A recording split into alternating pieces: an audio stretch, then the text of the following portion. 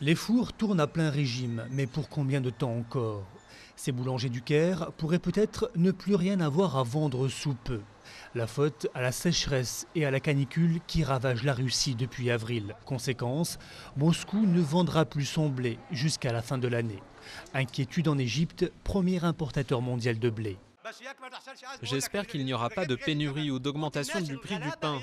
Quoi qu'il arrive, il ne faut pas que ça augmente, surtout pour les pauvres.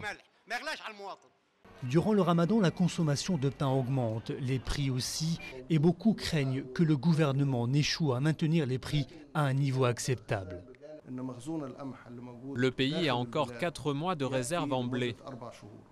Et je parle seulement des réserves actuelles présentes à l'intérieur du pays, pas du blé en cours d'acheminement vers l'Égypte.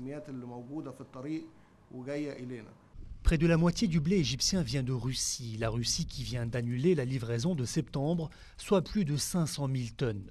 Le gouvernement, lui, se veut rassurant. Il continuera, dit-il, à subventionner le pain pour qu'il reste abordable, surtout pour les 40% d'Égyptiens qui vivent avec 2 $ ou moins par jour. Le prix des pâtes a beaucoup augmenté, il est passé à 4 livres et maintenant on entend parler d'une possible augmentation du prix du pain. Tout est cher.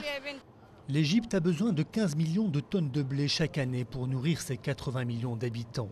L'incertitude qui entoure le blé russe a poussé le Caire à diversifier encore plus ses sources d'importation.